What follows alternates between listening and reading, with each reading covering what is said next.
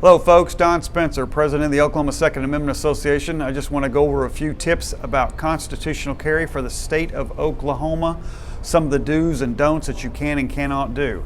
For starters, before you can even consider carrying, you have to be at least 21 years of age unless you're active duty military. You have to be able to legally purchase the firearm before you can legally carry a firearm. It's really that simple. So do not carry a firearm unless you can legally purchase one. As also, you will not be able to carry anywhere a person currently can carry that has a license. So still, you can't go into schools, you can't be on school property, university properties. You can have it in your car, but it cannot exit your car on those types of places. On any public property, except U.S. government properties will be separate, but on any state property or county property or city or municipality property, you can leave the gun in your car just like you could before with a license. And that is a pistol, rifle, or shotgun. That is. Also, and like I said, the prohibited places, be sure government buildings are going to be pretty clearly marked where you can and cannot carry. Most of them you can't, but pay very close attention to that. If you do not know and you're not sure where you can carry, don't do it. If you do not know and you're not sure what kind of gun you can carry, don't do it. We need you to pay closer attention to laws and also the Oklahoma Second Amendment Association. We will help you keep informed on what you can and cannot do. Now, when it comes to a law enforcement, most likely where you're going to meet a law enforcement is at a traffic stop. But anyway, the law changes November 1st that you're not required or obligated to inform the officer that you have a firearm unless he requests the information.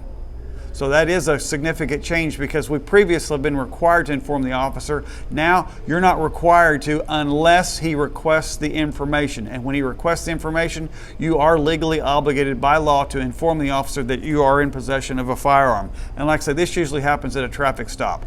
I personally would still inform the officer just as soon as he approached the vehicle. Officer, I have a weapon on me. I'm just making sure you know what's going on, and they will appreciate you, and who knows, it may even get you out of a ticket at some point. Now also, the state preemption, we made sure it was strengthened up to where when you carry a pistol, rifle, or shotgun, that it cannot be considered a disturbing the peace charge. So as long as you're carrying it peacefully, and by the way, carrying it peacefully means you cannot be carrying any firearm in your hands. The only way you can carry a firearm is through a holster, or by a scabbard, by a case, and by sling. And that firearm cannot be in your hand. If it's in your hands, you may as well consider it being brandishing, and that could be considered a crime. Depends what's going on, but most likely there may be an officer out there that would take you in if he thinks you're being reckless or careless by putting your hands on that gun, because it looks like you could be moving into an offensive position with it. So don't do that. Now, as far as the business owner's rights, same thing here. Very little has changed. The business owner has complete control of firearms on their property. So you cannot, if it says no guns, and you're going to see a lot of these go up that'll say no long guns are allowed in the property. Folks, just respect it. Carry your weapon concealed. The main objective here is that you can defend yourself. They just don't want to have to deal with customers that might be offended or scared if you have a gun. So respect the private property rights on it. Now, the thing is, if it's discovered you have a firearm and you refuse to leave, and a law enforcement is called, it may be considered a misdemeanor trespass crime, and you could go to jail. So again, folks, we haven't had a problem with this in the past. Don't make a problem with it in the future. If someone asks you to leave the property, just leave the property, which is what you should be doing to begin with. That should not have changed at all. That's one of the few things. Also, as far as transporting the firearm, you can carry a pistol in your vehicle loaded, and this is not an issue. It can be on your person, it can be anywhere in the vehicle loaded. It's not an issue as long as you're 21 years of age. But you cannot carry a long gun chambered. You can have it magazine loaded, but it cannot be loaded, chamber loaded. So make sure, if you don't know for sure, just keep it out of the chamber. Don't even load the gun, the long gun. Just keep your handguns ready to go for self-defense if that is the case. Also, what's going on too is the SDA licensing. It's not going away. It's staying right where it's at. So if you don't have an SDA license, I recommend you go ahead and acquire one, for the fact that you're going to want it for reciprocity when you go out of state, so you can carry your gun with you. And most states recognize, in fact, we have 38 that are recognized by Oklahoma. And you still need to pay very close attention to what the laws are in those states.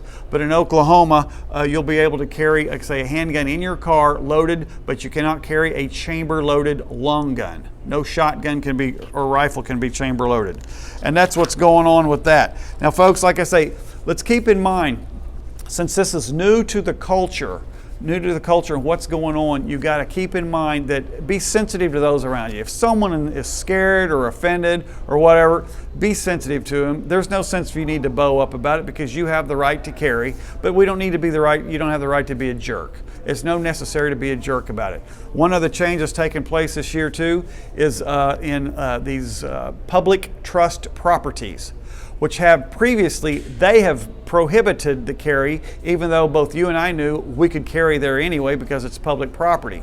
But the law is going to be clarifying. It's going to say that you can conceal carry a handgun in a public trust property, which would be properties like the Oklahoma City Zoo, the Tulsa Zoo, places like the Gathering Place, any place that's operated by a public trust. This does not affect a municipal park. You'll still be able to carry a pistol, rifle, or shotgun, open or concealed, in one of those areas. And also, before you ever go to a public park, let's do this real too. Find out the non-emergency number in the city or the town that you're in.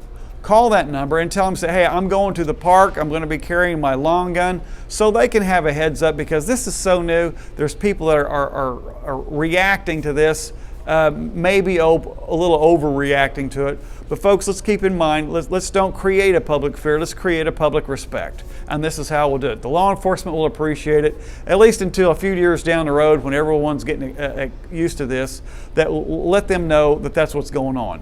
And so we have also been working at OK2A with law enforcement, and we will be mailing out and emailing out these types of information to all law enforcement across this state that we can, to make sure that they're brought up to date on the laws. So one, if they see you carrying a firearm, they know they cannot legally take that firearm from you unless they can articulate a criminal act. If they take that firearm from you and cannot articulate a criminal act, they are in violation of state law. And they cannot inspect that firearm either. That is another law that they could be in violation of. So we don't want to cause any problems with law enforcement. We don't want to be the problem with law enforcement. We just want to make sure we can safely and respectfully defend ourselves, and that's the objective of OK2A. If you're not a member of OK2A, it's time for you to join. Go to ok2a.org, and I ask you to go onto this site and subscribe to YouTube right here on this page, and I appreciate your support. Thank you very much.